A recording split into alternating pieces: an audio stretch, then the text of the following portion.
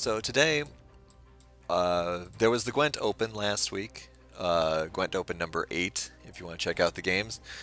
And there were a couple of very interesting Northern Realms decks. Let's pull this up here. So with that in mind, I want to take a look at them so it's not just the regular Meave list that I like playing. Something a little different. Most of the reason that I thought about this, there's two reasons that I thought about this. One was because of Henselt's list here, including Draug, which we'll talk about in a second.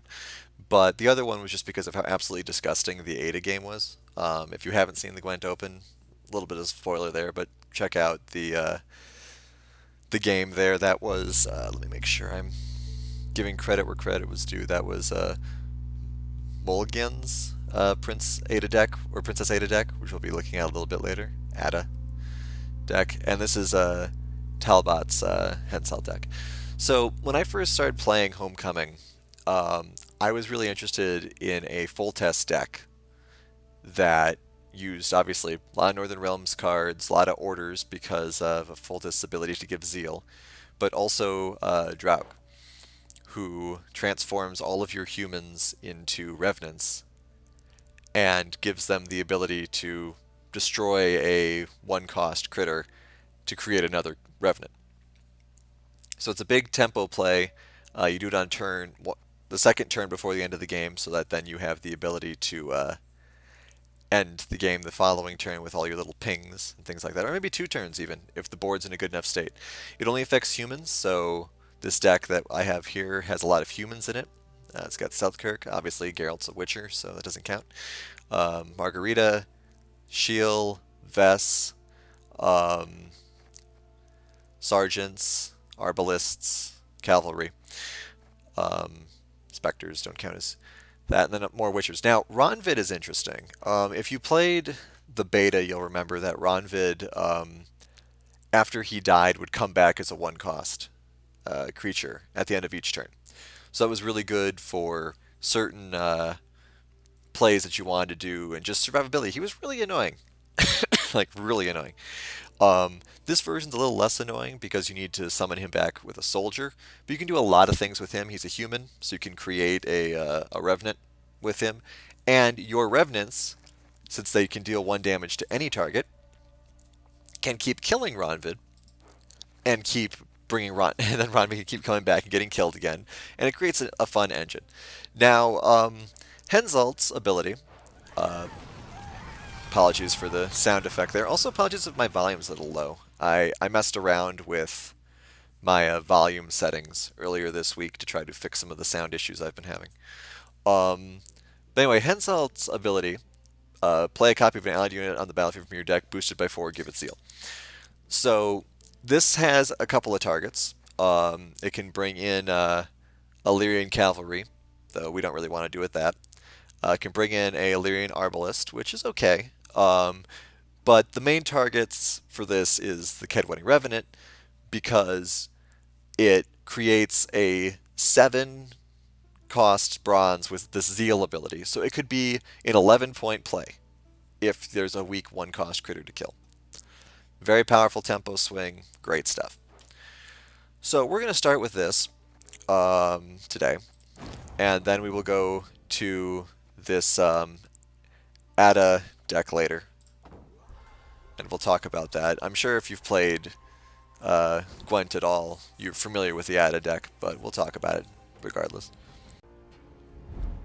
Speaking of Nilfgaard, Men of Kedwen, attack! could you stop being echoey like that, please? Alright, get rid of Roach, get rid of Witchers. Otherwise, this hand is pretty great. Geralt is not really going to have any targets unless they unicorn something powerful. But we'll hold on to him for round 1. Can get rid of him later. Okay, so we're probably going to get beaten here, if only because we don't want to get locked. And if this Morvarin deck is, I mean, that's something a little different.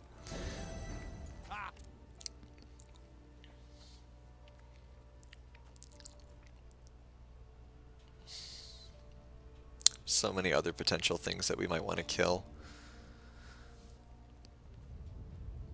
Okay, let's do this. Let's play the Arbalist. Give me And we'll boost it. The boost might lead him to play Leo right now if he has it in his hand. He may also just lock it. We have a lock as well.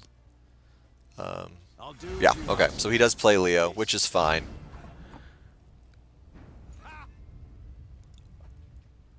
But that also means Roach just saved us. So, thanks, Roach. We'll get Ronvid out.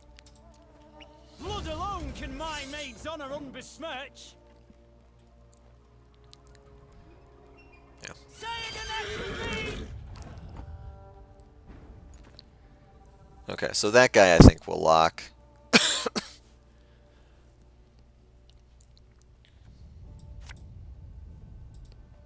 What can I do?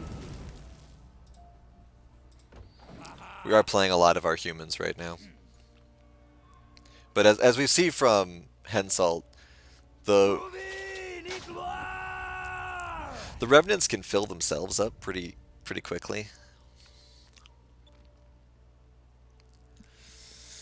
How badly do we want to take round 1? Is the question. Because we could play Shield here into Revenants. And essentially win round 1 easily. But then we'd have no Revenants for round 3.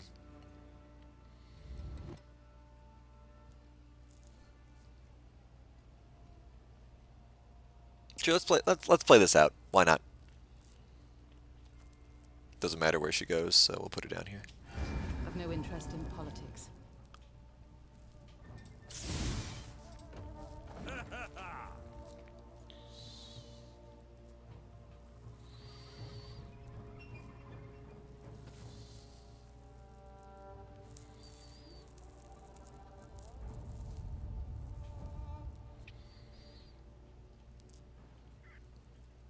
And we're up 14. That's a bit for Nilfgaard to come back from without Chronics or... You could also have Slave Infantry. See, there's a lot of ways how Nilfgaard beats us. They have locks, they have Slave Infantry, they have reasonably powerful removal. So we can just go straight into our Revenants here. And I think just to secure this round, we might do that.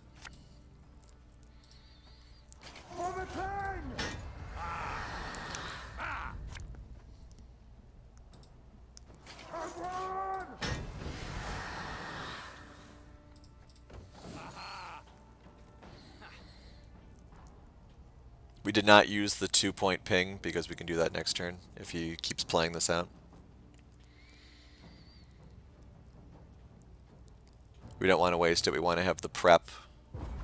Yep, passed. Alright, cool.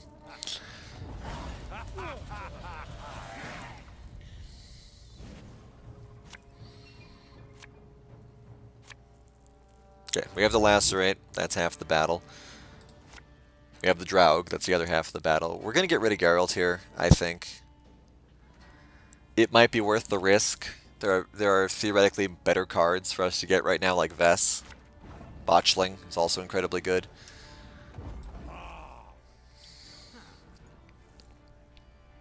Of course, he's going to get locked immediately, but it uses a lock that then won't hit Selkirk or Vess or something like that, or the Lyrian Arbalist even.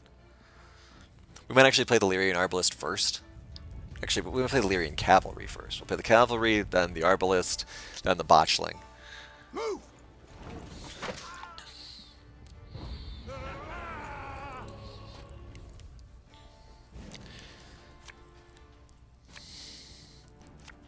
Okay, these are all very reasonable draws.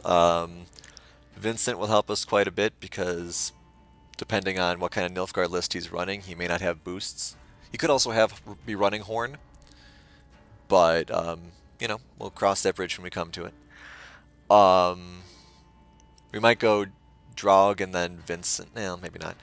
All right, we have Damn Sorceress, theoretically as well. reasonable damage. But actually, no, she can get pinged. Yeah, alright, we'll stick with this, see what happens. What's left in our deck that we didn't get? We can't see that because of glitches. Come on.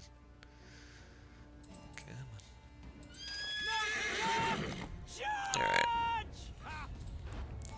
Okay, so we didn't get Vess, but we're fine not getting everything else.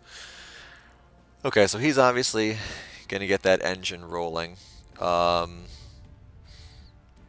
This is when the Trebuchet comes in handy, but being against Nilfgaard, they can stop that immediately.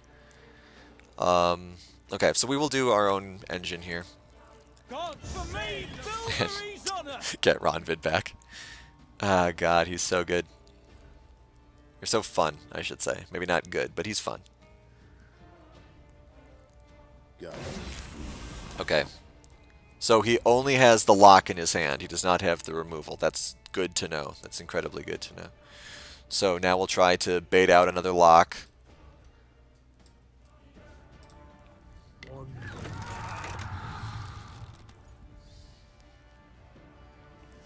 He probably has at least 2 more locks.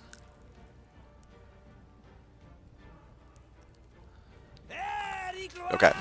Yep, he's got 1 more lock in his hand at least. So we need to find a way to get rid of that. Botchling is probably the way to do that. But I think we want... Well, I think we want Botchling to live more than we want the Trebuchet to live. Because Botchling has some flexibility. So we'll play the Trebuchet here.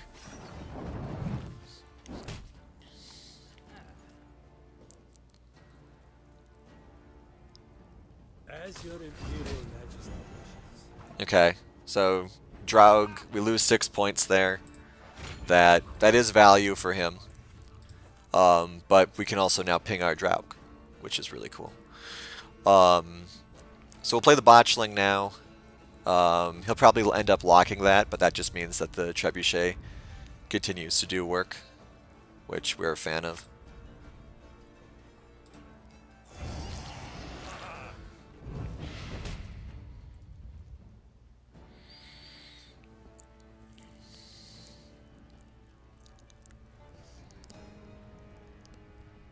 I mean, he'll obviously lock the Botchling. There's no way he won't.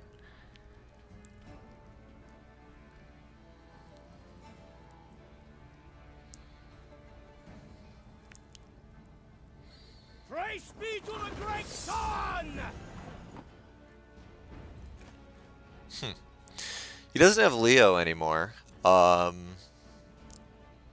he be going for like a power swap play? That'd be very interesting. Okay. We will play Seltkirk here, I think. No, Seltkirk will get locked. Damn Sorceress, maybe?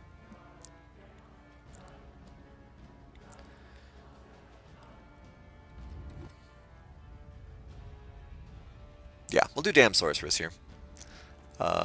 She can go to there. What is it?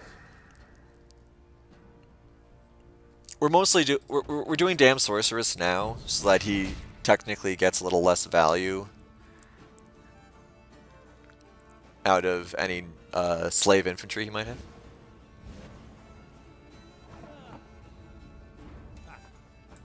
I have never seen that card before.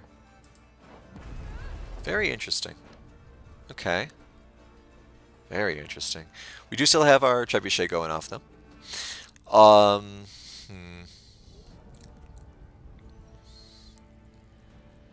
So, what do we want to do here? He still has the lock. He's gonna be saving it. Selkirk is human.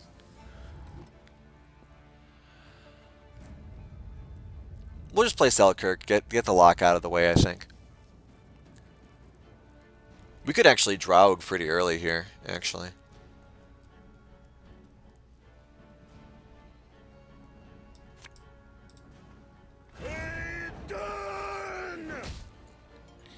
Alright, so he's going to play the lock. Easiest lock of his life. Yep.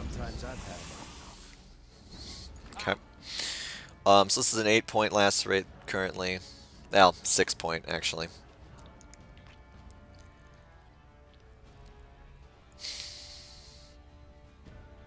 Alright. So I think what we'll do is we will play the Kedwani Sergeant. We will buff... I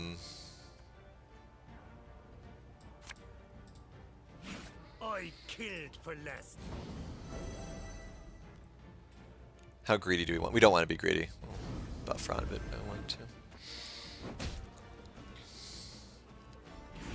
Okay, so he gets Rochan. Alright, so he may be running Horn here. But I think we're fine with that. Let's just Draug.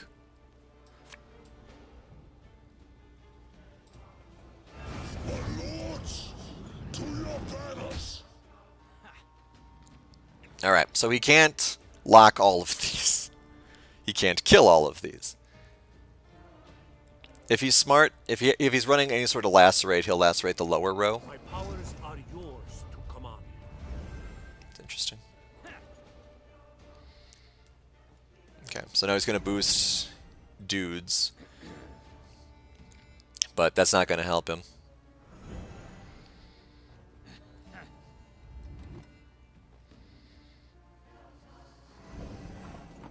Okay. So we're going to lacerate here.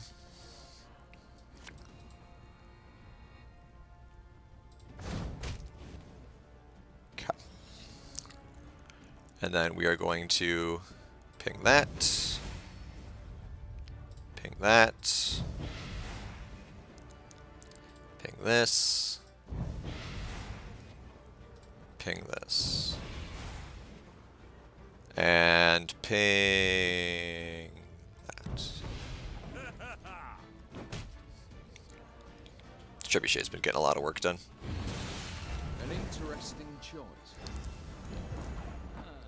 Oh, very nice. Alright. We may actually find ourselves in a little bit of trouble here. Okay. Might not like it, but you sure as shit need me.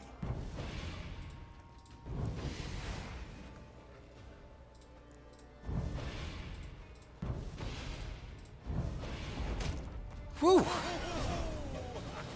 Very interesting Morvaran deck there. Very interesting.